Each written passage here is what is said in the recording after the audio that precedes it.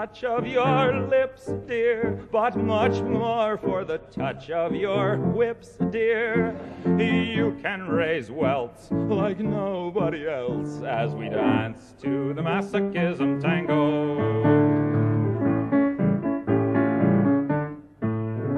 Say our love is a flame, not an ember. Say it's me that you want to. Hello everybody and welcome to this week's episode of the A-Slut podcast, obviously standing for Advice, Sex, Love, Understanding and Trust. This week we will be continuing with the history of non-monogamy. This is going to be part 2. We're going to focus more on the more modern history of polyamory this time. It's going to be quite interesting. So we've got there's 3 waves of modern polyamory, I guess, for lack of a better term. There's a 19th century transcendentalism, which we're going to talk about. It's a big word, but we'll go into it. This is around the Oneida community that we spoke about in part 1. If you haven't checked out part 1, go back one episode. It's only one episode, and check that out and have a listen to that and sort of get a feel of what we're going on about here, I guess, because it goes back a long way. So yeah, we're going to be talking about that. The second wave is in the 20th century, and it's around the countercultures in the 60s and 70s. So you've got communes, you've got multilateral marriage and swinging, which we'll be going into a bit. We're talking about polyamorous communes.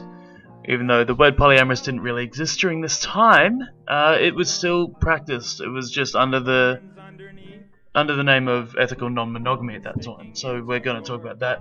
There was a lot of support groups in that sort of time as well, so we'll be talking about that. And and the third wave is the bringing in of the internet and how that's shaped how polyamory has sort of come together and done its thing as well. So we'll be talking a wee bit about that. The other thing that I want to touch on in all of this as well is that there's a lot of roots in polyamory and non-monogamy and whatnot, especially in the modern sort of era. And we're going to talk about how women-friendly the roots of modern polyamory are. So it's not just obviously there was a lot of concern in the last episode around polygyny, and because the ancient history was more on the polygyny side where a male has multiple women partners, this does continue on through this episode as well, but it's looked on in a bit of a different way where women have a lot more power than what people think they did, especially through the 1800s and the Oneida community, which, yes, people, the Oneida community is a cult, but it's really interesting in the historical side. He's actually Noyes is noted for coining the term free love. So that's an interesting part, and one of the tidbits you'll learn as we go through this. Things are happening in my life, people. It's exciting. It's fun. I'm still reading Emily Nagoski's book. If you haven't read it, come as you are. Please do check it out. It's absolutely fantastic. I'm learning a lot from that. I sat down with a potential sub during the week to hash out all of my my checklist and sort of my casual contract, if you want to call it that, and what we want to get out of what we're potentially doing and all of that sort of stuff. So that was really, really fun to go through, and it's been a really, really good process for me. Again, I haven't actually done it for a fair while, but it was really, really cool to get back into it and go through everything. So for those of you who don't know, this is my kink side of things that I obviously get involved in. I draw up a checklist and things like that to ensure that everybody's on the same page, that everybody's knows what's happening, and so on and so forth. It's basically just it's kind of just this is where we're at, and this is what we're going to be, and this is what it's going to be like, sort of thing.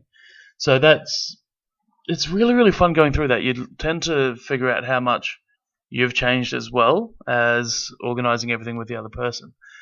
And that's really a lot of fun as well. So that was really cool. I went to a party on Saturday night, which was really, really fun for me because I don't get to party much. I've been working 7 days for a long time, but I had a day off and was able to go and have a few drinks and chill out with some really cool people. That was a lot of fun as well. My dog has continued to be an absolute pain. But yeah, so that's what's happening with me at the moment. Unfortunately, no listener questions this week. Last week was really, really cool. I had some decent feedback about that as well, which was awesome. But without further ado, let's talk about modern non-monogamy. Please enjoy.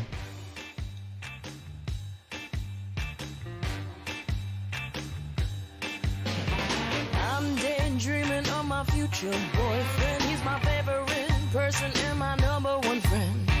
Every time I get drunk, I try to seduce him, so I can't drink around him. It's becoming a problem. I've only got 2 hands, but I'm ambidextrous. I can do many things at the same time. They say it's dangerous, but baby, I'm just asking, is it promiscuous or is it multitasking?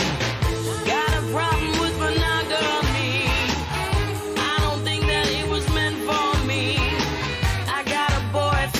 It's not enough for me. 31 flavors, boy, I gotta have variety. Yeah. Ooh, baby, I need 31 flavors. The methods are somewhat unconventional and clash with that old cliche. Hey, hey, save your corny ass candlelight dinner for 2. I'd rather have a... Let's get this underway then, team. So I'm going to start off this episode by doing a bit of a recap on the last one because it is a 2-part kind of series, I guess.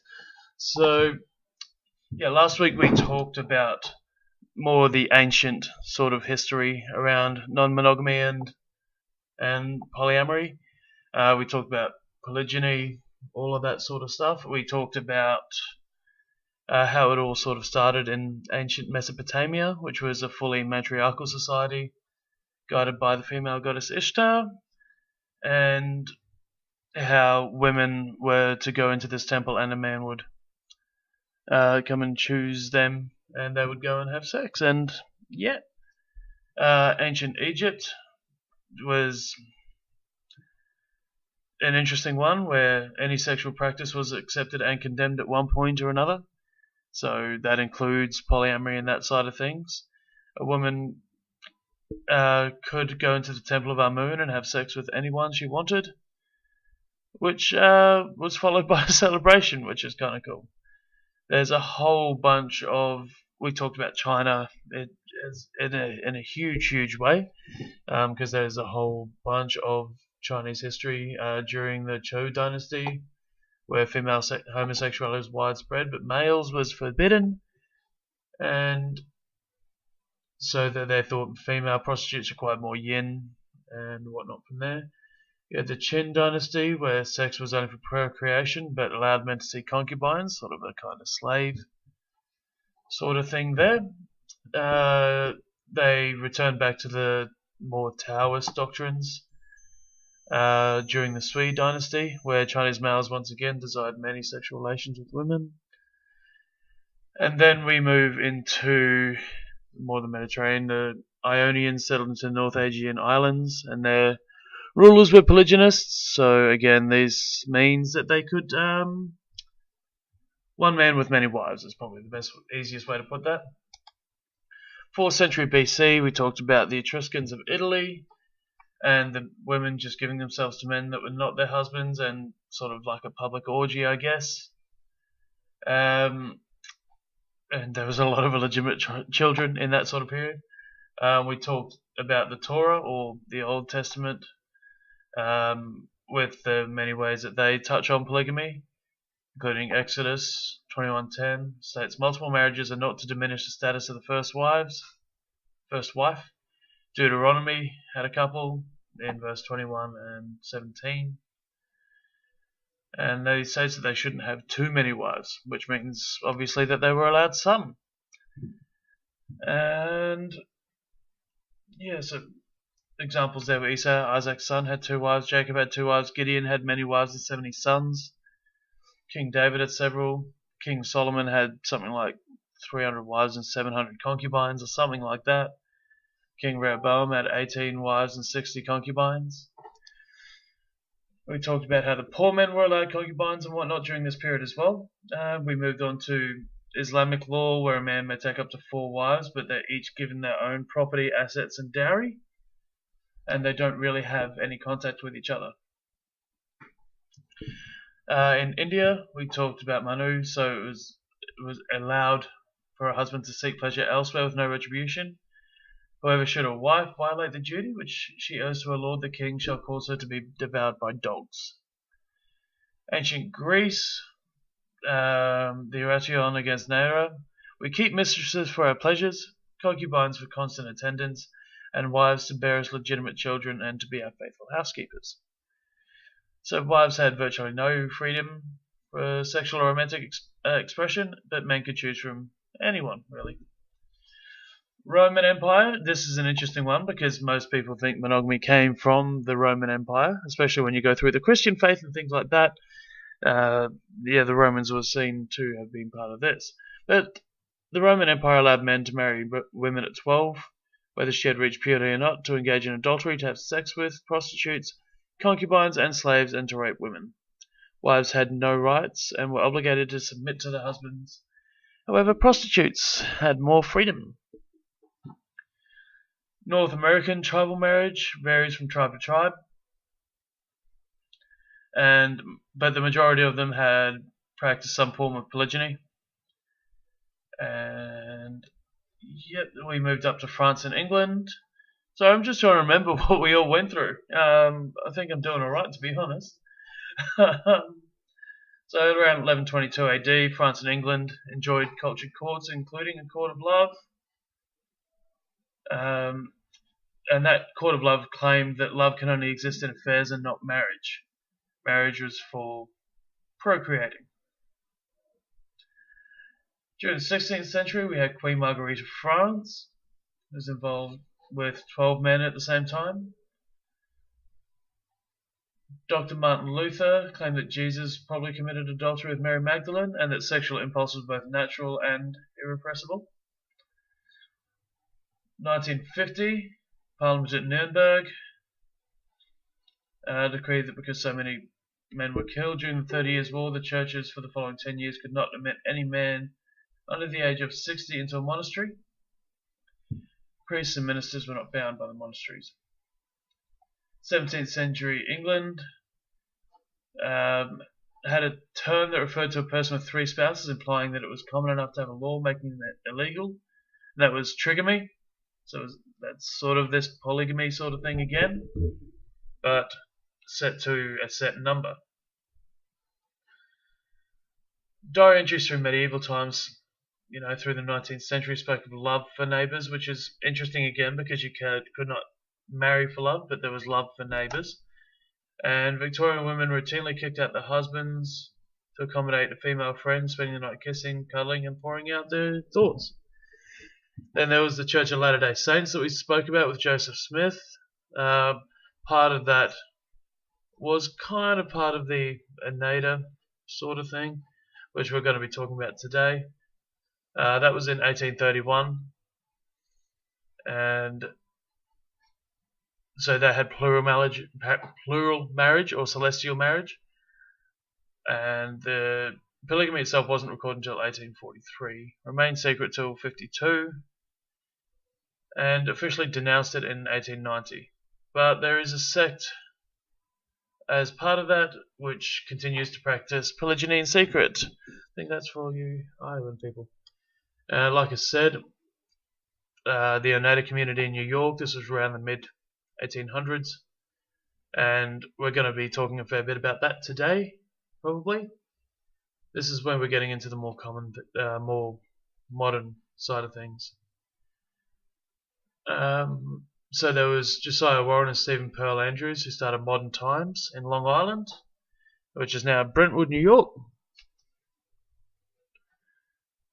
There was a whole bunch of prostitution and pornography in the Victorian era. The Industrial Revolution talked about a whole bunch of people having to join in with each other, and there was a lot of people who realized that humans are social and sexual beings and that one person can't possibly fulfill any single need for their partner. The Cheyenne Indians would often have a third wife. The industrial age, post-Victorian era, it became acceptable to marry for love, not just for procreation and for status. And this gave women more chance, more economic power of their own to be able to leave their husbands and go and do what they wanted, which is really, really cool. Dating evolved in the 1920s, and that sexual enjoyment was seen as a right, and this is sort of one of the waves that comes through in modern non-monogamy that we will be talking about a little bit later on as well. Excuse me. There was the Ethnographic Atlas, which was brought in at some point as well, around the sort of 1960 to 1980. There was a marital composition of 1,231 societies, 186 were monogamous, 453 had occasional polygyny, 588 had more frequent polygyny, and 4 had polyandry. So 85% of the world's population is kind of skewed, but they did include some form of polygamy. 61, Robert Heinlein wrote a book called Stranger in a Strange Land, which emphasized open sexual relationships and used terms such as lion marriage and nesting, which we've later come to realize as nesting partners and whatnot like that, and also wrote Time Enough for Love, which is along the same sort of thing. We talked about John and Barbara Williamson opening the Sandstone Retreat, a nudist type spa where it was found that they would eventually, engage in swinging and group sex in the what was called the ballroom, which I find really, really, really funny because I'm a child apparently. They were not granted a growth center, but eventually they did come back through, and there was a whole bunch of books and articles around the sexual revolution, which included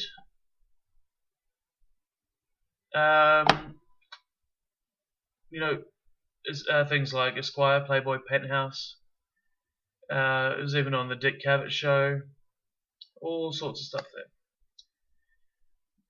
71 to 91 saw the creation of the Kerista commune, an intentional community centered in San Francisco. We'll talk a wee bit about that later on. And then, obviously, where the word polyamory actually started, which, like I said, a lot of linguistics people and English teachers and all of that around classics teachers, history teachers will be really, really annoyed at the word polygamy with the Greek and Latin mix. It should, the Greek poly and the Latin gamy, meaning many. It should be polyeresy, apparently, which keeps it both a Greek root word and explaining. So that's always an interesting part of it as well. But for now, let's get back to the United States and let's start talking a little bit about the three noticeable waves, I guess, of non-monogamy within the United States. So, like I said in the introduction, the first one is transcendentalism, which was a philosophical movement in the 1820s and 30s in the eastern United States, which basically believed in the inherent goodness of people and nature. So they believed that society and its institutions have corrupted the purity of a person, and they have faith that people are at their best when they're truly self-reliant and independent, so they're not depending on anybody else to go through and do what is needed from there. But the polyamorous identity did not exist during the 19th century, but this initial expression of non-monogamy had a profound influence on later poly/non-mono thinking and communities. There were several groups of people who practiced a multiple partner relationship style in the United States in the mid to late 1800s, most influenced by the 19th century transcendental movement, and that came from Hutchins. Brook Farm was an experimental free-love community, says Hutchins again, populated by Quakers, Shakers, Mormons, and other charismatic leaders who roamed up and down the East Coast preaching a doctrine that challenged conventional Christian doctrines of sin and human unworthiness. So if you think of those people who come to your door and they go, let me tell you about the Word of God. These people were kind of the opposite. Well, to a degree, I guess. They were still doing the same sorts of things, but it was challenging what the Christian doctrine said about sin and how shit humans are, I guess, in the grand scheme of things. And during this time, this transcendentalism side of things, and this is going to play a big part in what we talk about today. So we want to talk about the fact that this is all under the sort of history of non-monogamy and whatnot. I do want to go into a few things around a few of the communities and communes. Some might call cults. The first one that we'll talk about, the Oneida community, was almost definitely a cult. Evidently, he got it on to with his nephew, I believe, did John Noyes, who's the founder of it, amongst a number of other things. But I think it's still interesting to talk about. So John Humphrey Noyes founded the Oneida community in 1848. He established a system of complex marriage, so everybody married to each other, basically. So each male was theoretically married to each female, and where each regarded the other as a brother or sister. That came from Muncie. This rejection of monogamous marriage was intended to offer an alternative to the monogamous relation, which fostered exclusiveness and selfishness, and worked to counter communism. From Muncie again. Children similarly lived together in a communal children's house. So they had their own house, they did their own sort of thing, which is kind of different as well. Parents were not permitted to show special affection to their own children, but were mandated to treat all of the community equally. It kind of actually sounds like an ideal world, right? Everybody just loves each other and treats everybody the same. There's no bigotry or anything like that. It's just a bunch of great people living together. But alas, there are some downsides to it as well. So this community was a perfectionist religious community, or society, whichever you want to call it, that believed that Jesus had already returned and made it possible for them to bring about his millennial kingdom themselves, be free of sin and perfect in this world, not just in heaven, for lack of a better term. So they practiced communalism, so what's mine is yours and what's yours is mine throughout the whole community, and it was in the terms of property and possessions as well. Complex marriage, male sexual continence, and mutual criticism. Now, obviously, the male sexual continence is a form of intercourse which the penetrative partner does not attempt to ejaculate within the receptive partner. So they didn't come inside them or anything like that.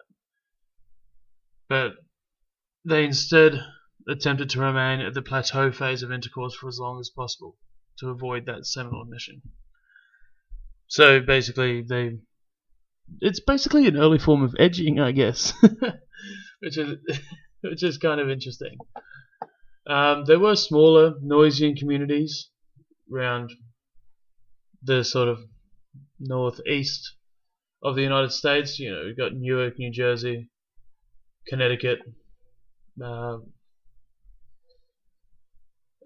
Cambridge in Vermont. And the community started with 87 members, grew to 172 within the first sort of 2 years, 208 by the next two, and 306 in 1878. And the branches were closed in 1854, except for the Wallingford branch, Wallingford, Connecticut, which operated until devastated by a tornado in 1878, and the Oneida community dissolved in 1881. Eventually became the giant silverware company Oneida Limited.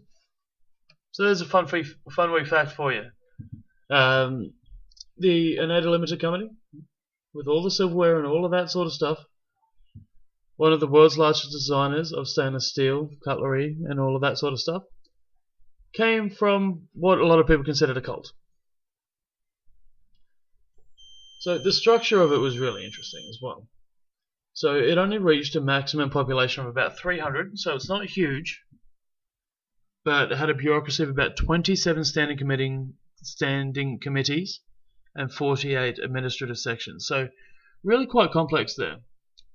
The silverware that I just mentioned on before began in 1877, so really quite late on.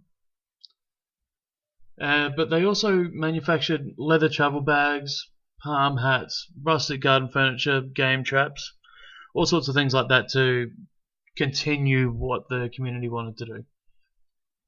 All members were expected to work according to his or her abilities. Women tended to do many of the domestic duties, although more skilled jobs tended to remain with an individual member. Financial manager, for example, held his post throughout the life of the community. Community members rotated through the more unskilled jobs, working in the house, the fields, or various industries. As Oneida thrived, it began to hire outsiders to work in these positions as well, and they were a major employer in the area, with approximately 200 employees by 1870. And this is where we're going to talk about more of the non-monogamy side, because this is great thing called complex marriage, which, you put it that way, can be kind of daunting, I guess. I can understand that, but let me put it in a different term, and I spoke about it earlier on. This term called free love, and Noyes is credited with coining this term, free love.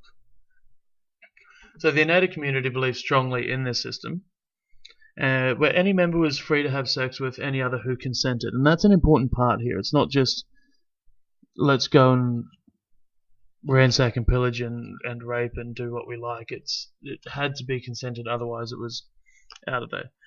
The other interesting part of this is that possessiveness in this community, possessiveness and exclusive relationships were heavily frowned upon. So that then still enabled this sort of big loving family in this community as well. So if you wanted to be with just one person, it was really difficult to in this sort of situation. But unlike the 20th century social movements that happened later on, like the sexual revolution of the 60s, where everybody got high and got on it, the Oneidans did not seek consequence-free sex for pleasure, but believed that because the natural outcome of intercourse was pregnancy, raising children should be a communal responsibility. Women over the age of 40 were to act as sexual mentors to adolescent boys, as these relationships had minimal chance of conceiving. Partly because of the young boys, partly because of the, let's say, more advanced women. And furthermore, these women became religious role models for the young men. Likewise, older men often introduced young women to sex, and Noyes often used his own judgment in determining what it was that were taught to these young girls, the partnerships that would form, and would often encourage relationships between the non-devout and the devout in the community. And he did that hoping that the attitudes and behaviours of the more devout would rub off on the ones that perhaps weren't so devout.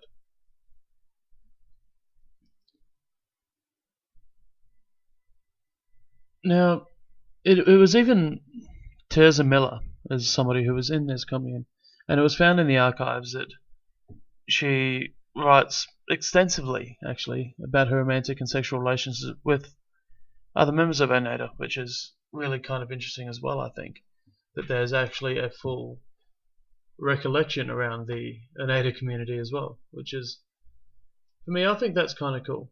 It's a little bit different, it's a little bit out there, but I do think it's kind of cool as well.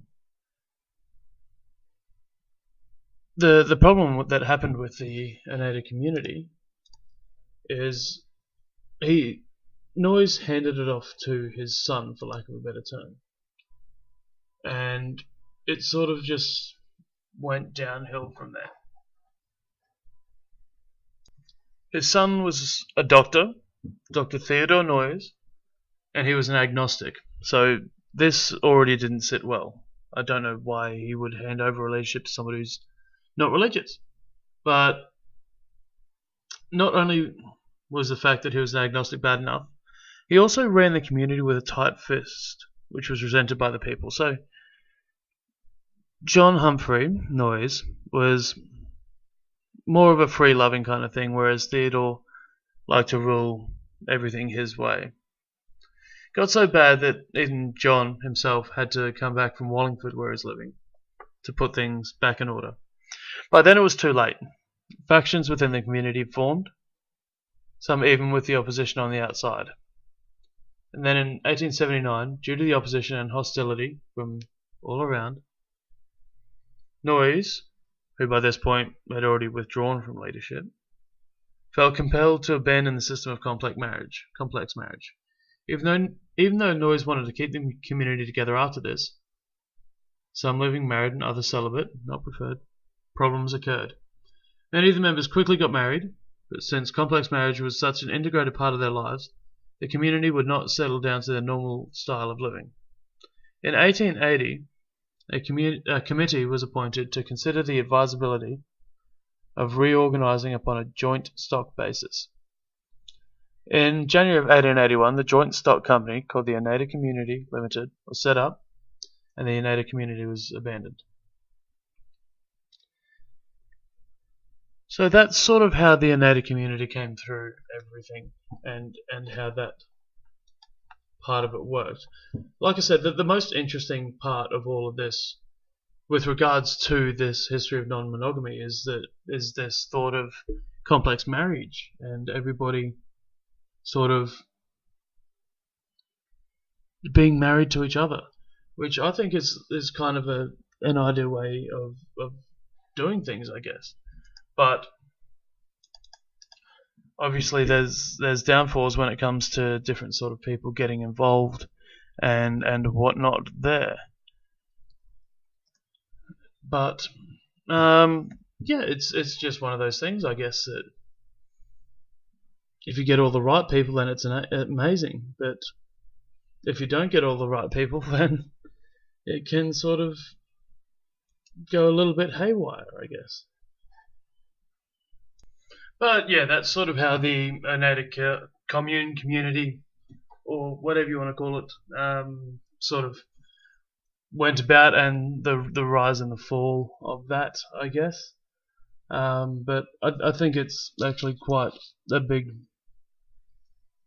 sort of thing in the world of non-monogamy and the history of it, and how it's coming forward, and it's coming around again now, I guess, and becoming more and more of a well-known thing, I think.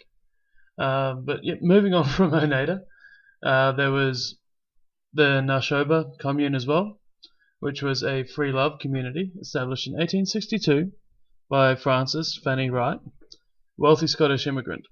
And she formed a large communal farm, bringing together both free blacks and whites to work and make love.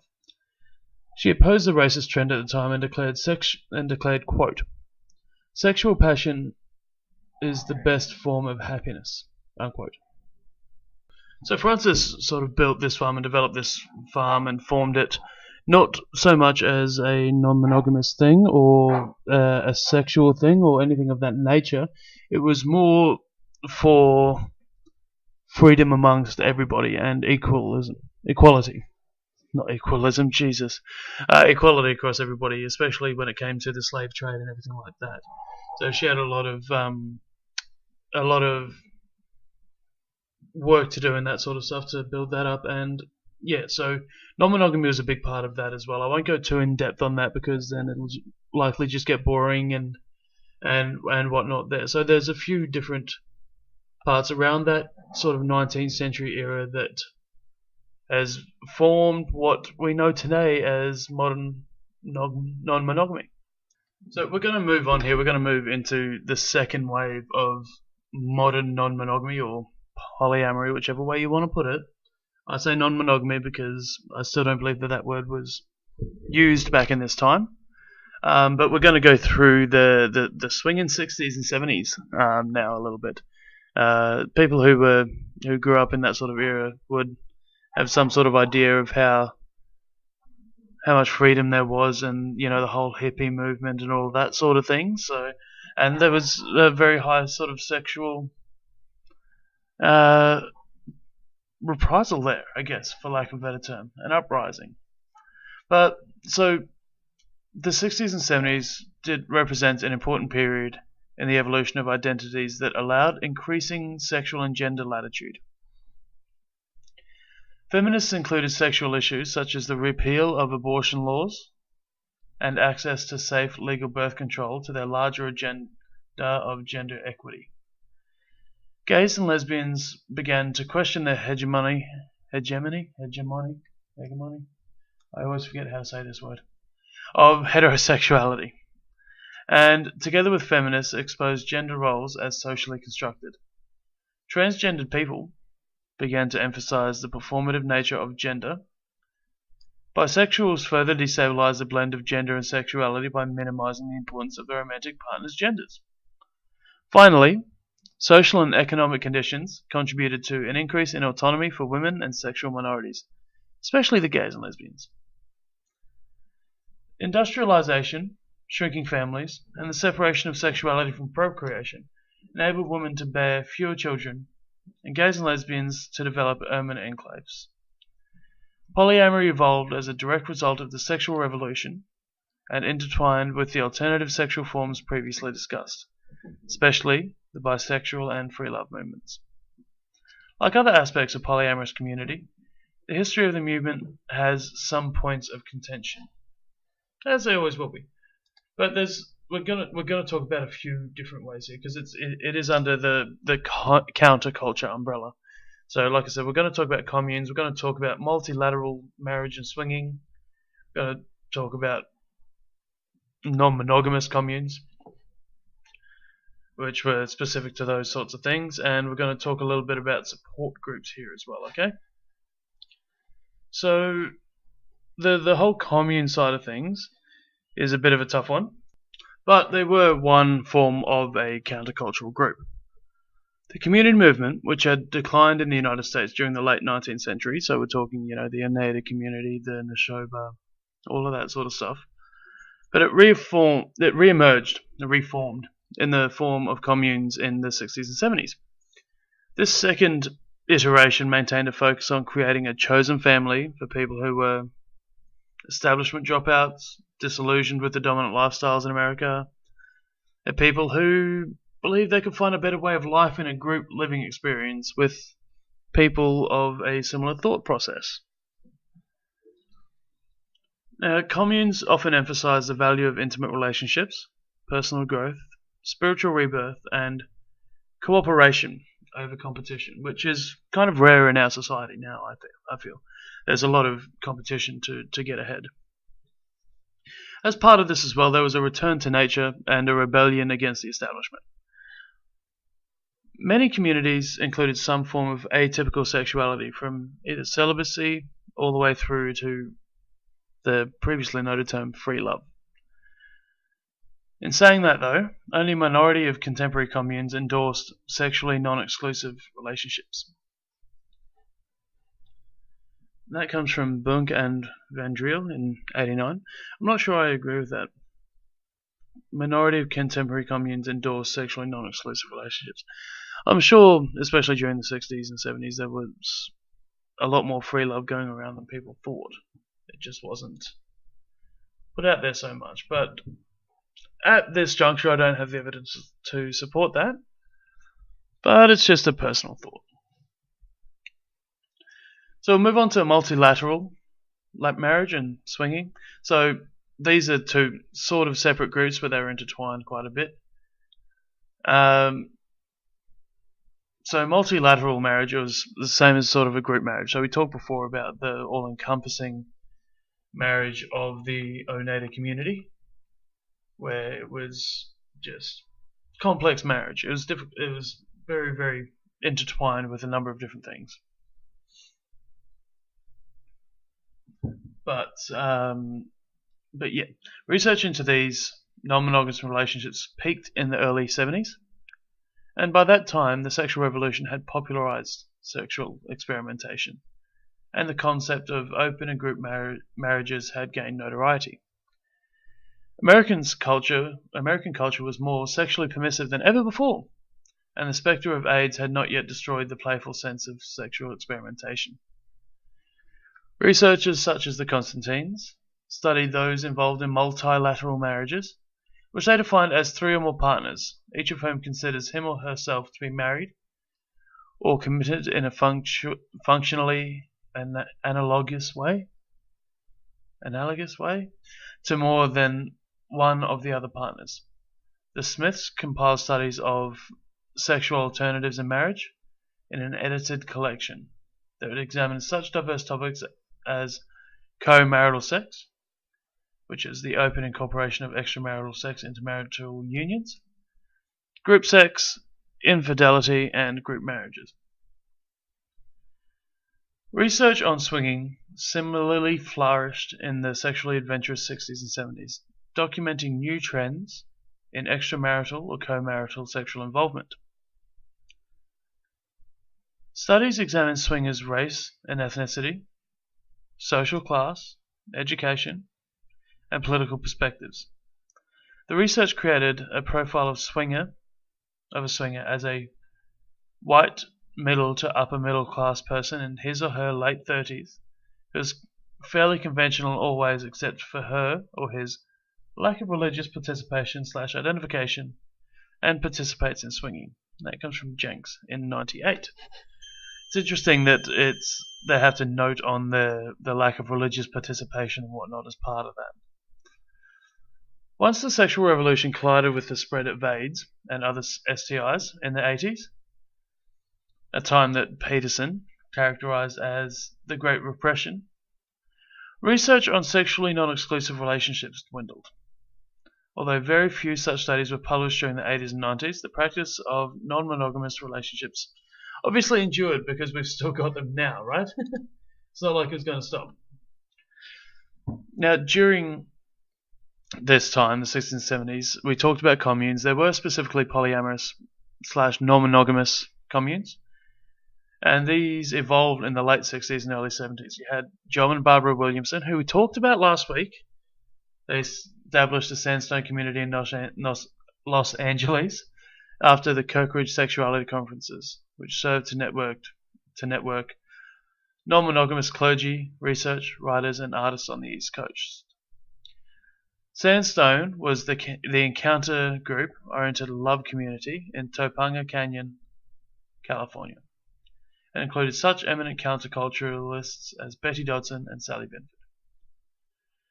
Kerista, who we're going to go into a little bit more depth on, is possibly the most influential non-monogamous proto-polyamorous intentional community. It was based in the San Fran Bay Area between 71 and 91, so quite a fair amount of time. During the 20-year existence of the community, the approximately 25 adult members lived either in separate group marriages or in a single group marriage. Kerista was based on an experimental lifestyle that included group marriage, shared parenting, total economic sharing, a group growth process, and a utopian plan for improving life around the world by replicating their model of community living.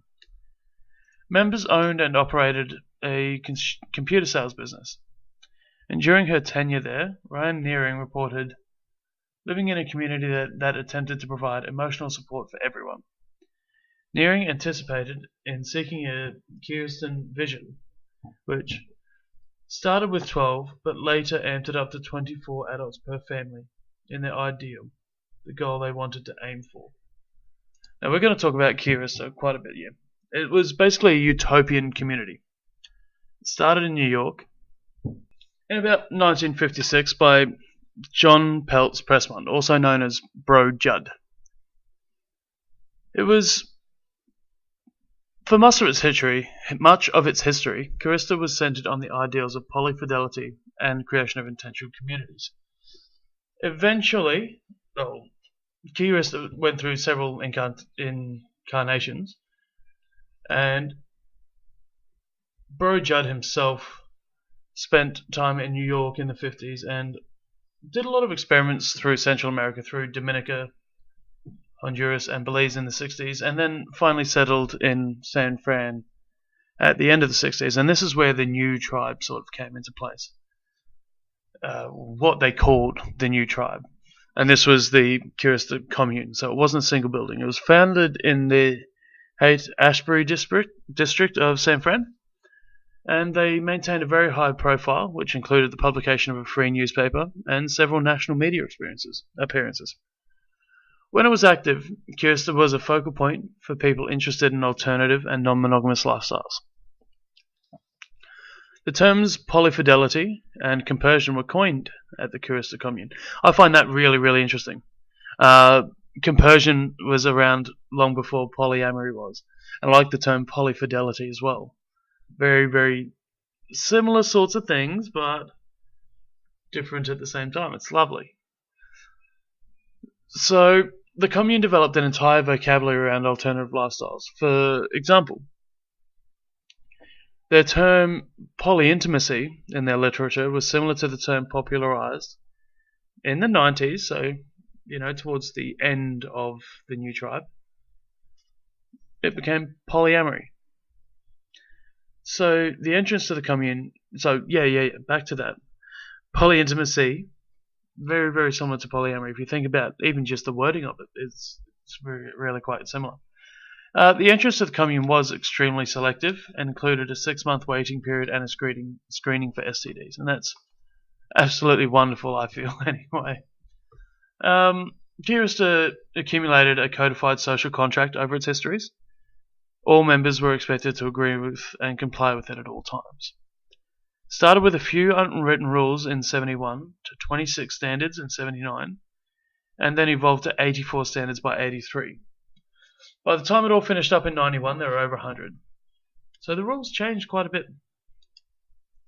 But some examples from the 84 standards, so the one made in 83. Total rationality at all times. Search for truth through the elimination of contradictions. No jealousy, no anger, no rivalry, no sexism, no ageism, no racism, no classism, no duplicity, no alienation, no profanity, no flippancy. Social tolerance, equality, verbality, participatory democracy, accountability, conviviality, graceful distancing, positive attitude towards the toggle switch mode of decision making. There is one and only one objective, reality. So those are really kind of interesting ones in that as well. But they had a group process called Gestaltorama, loosely taken from Fritz Perls' concept of Gestalt, enhanced awareness of sensation, perception, bodily feelings, emotion, and behavior in the present moment. For Keristans, Gestalt consisted of conversation in groups, maintaining personal resolve on the lifestyle. A euphemism for being aligned with the social contract was a daily task for many Keristans. Being unresolved on the lifestyle, even momentarily or temporarily, was worthy of immediate Gestalt and possible expulsion from the family or commune. Practically, a member could be called out on any standards violation or non-utopian thought or action by anyone at any time. Now, the official website listed 44 people having joined the Kerista at the various times through the community's history, though way more than this passed through briefly. The commune population numbered 5 at founding in 1971 and numbered 25 at dissolution in 1991. Before dissolution, they were closer to 30 in residence. So the family structure of a Keristan family was really quite interesting as well. It was mainly composed of fidelitous groups called BFICs, so Best Friend Identity Clusters. Keristans practiced non-preferential polyfidelity, which requires consensus to accept a new person into the group, whether it be a man or a woman. Non-preferentiality was an important concept of Keristan polyfidelity, so you couldn't choose one over another, it all had to be done as a group and same treatment all the way through. Had lofty goals, but was more intended to keep people from just coupling up as opposed to having groups. Non-preferentiality proved very difficult to achieve. Keristans had a transitional celibacy period after joining the group of 3 months. It was occasionally waived. A single BFIC was composed of men and women who rotated sleeping with all of the opposite sex members on a balanced rotational sleeping schedule. Imagine how hard that would be to try and mix all that together. Oy! The sleeping schedule assigned to each family member to sleep with a different opposite sex partner each night. And since the BFICs were rarely balanced between men and women, typically more women than men, on any given night several family members would have no partner to sleep with, and were assigned a 0 night when they slept alone. In addition to the programmed sleeping schedule, it was permitted to sleep with any opposite sex family member at any time, which was termed a freebie. That's a strange way to go, to call it a freebie. That is an odd way to put it, I think. Now, the other interesting thing about Kerista, like I said, there were only 44 people, often more, that moved through. But they had a shared income and could choose whether to have outside paying jobs or work within the community, which operated several businesses actually, this commune. It was a legally incorporated church and an educational non-profit organisation. But there was one very, very successful business that was started here. It was known as Abacus Incorporated, and it was an early Macintosh computer vendor in San Francisco. They eventually offered a variety of computer hardware, training and services, and at its height employed over 250 people at Abacus. Had offices in 5 major California cities, and was voted the 33rd and 42nd fastest growing privately held company in America by Inc. magazine in 90 and 91 respectively. Now, Abacus was part of the downfall of Kerista, quite funnily enough. But it achieved revenues in excess of $25 million a year, and this was before the Apple Computer Corporation abandoned the value-added reseller in 92. In 91, Abacus was the top reseller of Macintosh computers in the Bay Area, so that's quite an interesting little part on how they made the money and that side of things. So in 91, so this is at the end of it all, Bro Judd left the Purple Submarine and the Kerista commune after sharp divisions were exposed within the membership. Conflicts between Abacus and Kerista had grown more acute as Abacus became more successful and difficult to manage. Other issues discussed during dissolution included allowing less religious people into the commune and the loosening of superfluous rules. After many incidents with members beginning to confront Judd's behavior, Judd left Purple and Kerista. Within a few months, the community was dissolved by vote, and Bro Judd went on to create the World Academy of Keristan Education. Several former members of the commune still live in San Francisco Bay Area, while a number moved to Hawaii and purchased a block of adjoining parcels of land. John Pressmont, or Bro Judd, died on November 13, 2009 in San Francisco. In his last years, he had been seen regularly on the Bro Judd Show on San Francisco's public access television. So that sort of finished all of that up through Kerista. But we'll move on to the final part of the second wave, the 20th century side of it. So support groups were a major part of this as well. They were informal and organised prototypical polyamorous, not using that word though, support groups began to spread in the 1970s. The best known of which were Family Synergy in Los Angeles and Family Tree in Boston, inspired by Heinlein's 1961 novel Stranger in a Strange Land. Oberon Zell founded the Church of All Worlds and its related Ravenheart clan, still influential in the polyamorous movement today.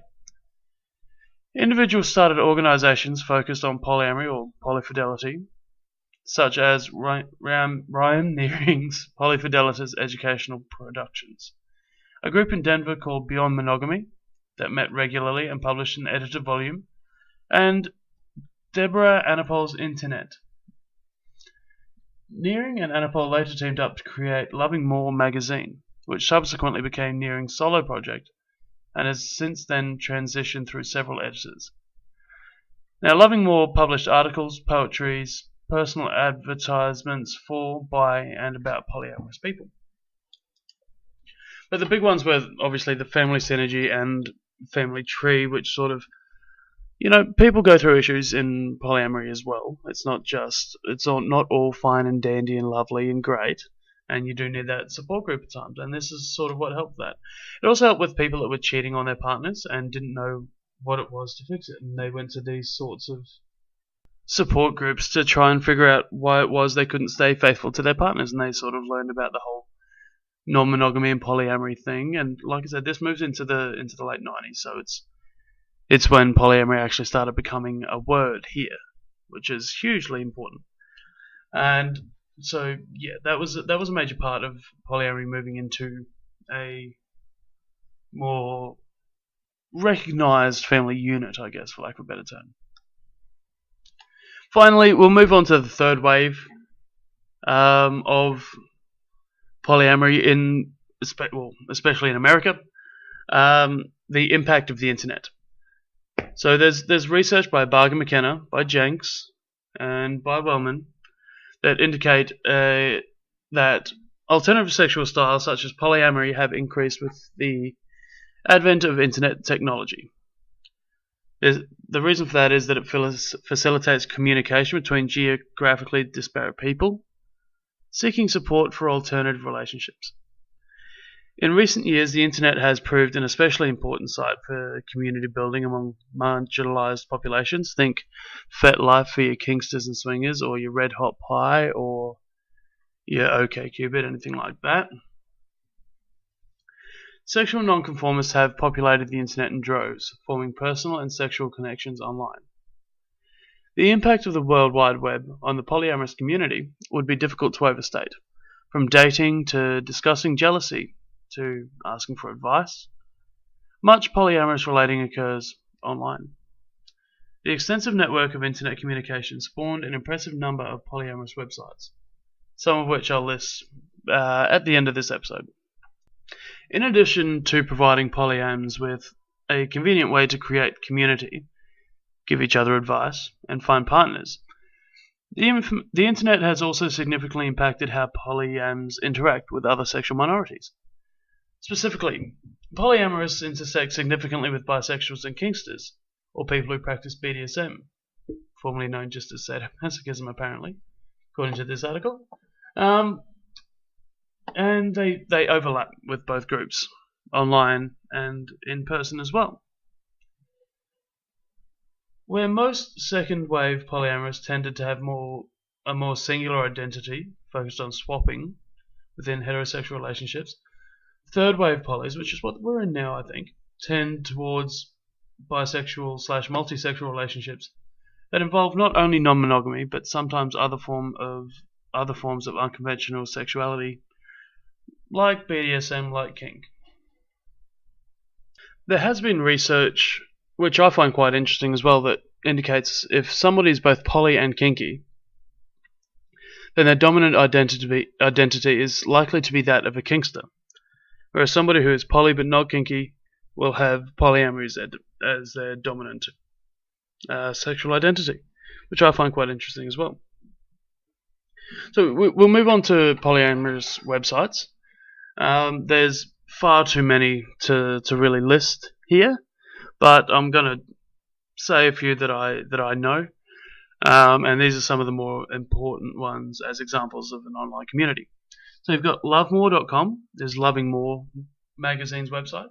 It includes not only a bulletin board but also a chat room, frequently asked questions, stories, advice, events, the Love List, which is a summary of conversations that transpired on the electronic discussion board that was emailed to subscribers, and personal ads for those seeking others to engage in polyamorous relationships. Yahoo even lists over 100 polyamorous groups by region and interest, accessible through their romance and relationship section, or by entering the key search word polyamory. Alt.polyamory, if you remember, was probably the first real place that polyamory became a word back in '92. That contains an extensive list of polyamorous information, including 6 different FAQ pages, a glossary of acronyms, abbreviations, and new words found on polyamorous sites, a list of polyamorous resources, including fiction, non-fiction, music, movies, and poly-friendly professionals such as mental health counselors and ministers willing to perform group marriages, art, and paraphernalia such as t-shirts and mugs. Alt.polyamory also hosts numerous topical email lists for specific subgroups, including activists, parents, triads, and those seeking intentional community. Those who wish to post or read personal ads are directed to alt.personals, soc.personals, or alt.personals.poly. The quote-unquote poly ring is for members only, and links diverse polyamorous sites across the web, polymatchmaker.com, lists personal ads, or those seeking polyamorous relationships. It too is open to members only, though memberships are free. Finally, numerous polyamorous personal websites include stories of their polyamorous lifestyles, links to other pages, pictures, poetry, journal entries, artwork, information about upcoming events, and calls to activism as well. Polyamorous also linked to other related but not explicitly polyamorous websites include janesguide.com, which is a guide to alternative sex-oriented sites on the web, and it's a favorite among web-savvy polyamorous, as is livejournal.com, a free site that allows writers to create journals online and choose to make their writing available to select others or to anyone visiting the site. It currently lists over 100 relevant community matches and over 1,300 users interested in polyamory. Sites that contain information about swinging may overlap with polyamorous sites, and the communities share personal ads at www.alt.com. The polyamorous presence on the web is diverse, and it serves as a vital component of community formation and participation. I think that's a really, really important thing to sort of touch on, is how important the internet has become for polyamory to move into a more, well, non-monogamy in general, I guess, into a more mainstream sort of way of living. Because I think in the past there's been like, this isn't natural, for lack of a better term, this isn't right, these things that I'm feeling, what the fuck is going on? But I think we're realizing now that there's more and more people that think the same way that we do, that us so-called freaks think. But it's good. Is all I'm trying to say there, is that it's good that it's becoming more into the mainstream and less punishable, I guess. And funnily enough, more traditional, as we spoke about in part 1. It is actually traditional polygyny is more traditional than what we call traditional marriages now. So it's kind of crazy, I think, that it's starting to become full circle. I wonder if this is going to be just another wave and it'll drop off again. I wonder if it's going to continue and become the norm.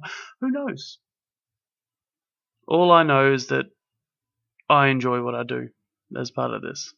I enjoy my little poly thing that I have going on that I enjoy. But yeah, we're going to leave it there for today. It's a decently short episode for you. There's obviously a lot that I miss out on. I can't touch on every single bit of history and non-monogamy within a couple of episodes, but it's sort of giving you an outline and a lot more information on the journey of non-monogamy from ancient Mesopotamia up until the modern day with the internet. And I really hope you've enjoyed going through this with me. I've enjoyed it a lot.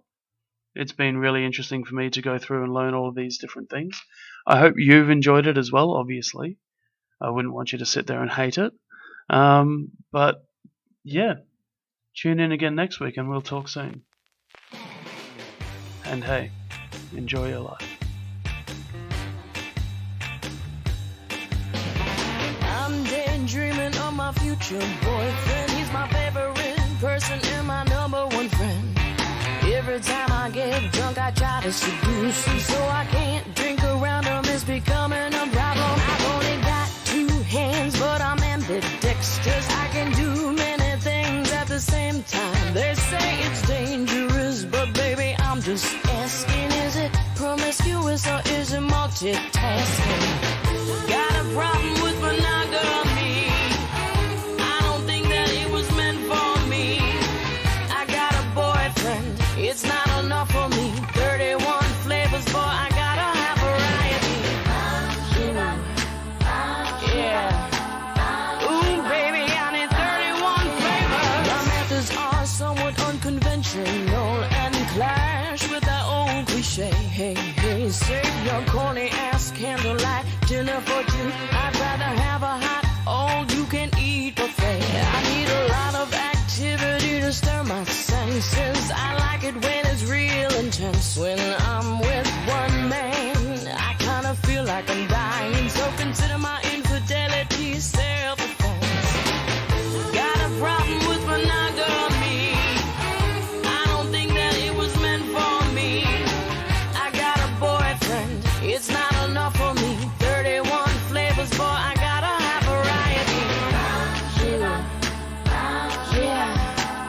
Oh, baby, I need 31 flavors and I've got quite an appetite. Maybe I'm a little sick, but at least I ain't no anorexia. Got some like them skinny chicks. I just won't settle for carrot stick. I can have a chocolate cake. I'll bake you up and make you mine. Lick you up 1,000 times. Ooh, that boy looks mighty fine, and this one tastes so bland. But I should wait a half an hour. I could get a cramp. Mama says I shouldn't try to have a boyfriend if one ain't enough for me.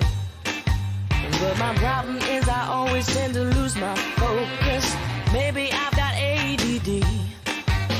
So don't be so disappointed, baby. Perhaps the problem ain't you. I think I've got over 30 personalities, and every single one needs some attention too. Got a problem with monogamy.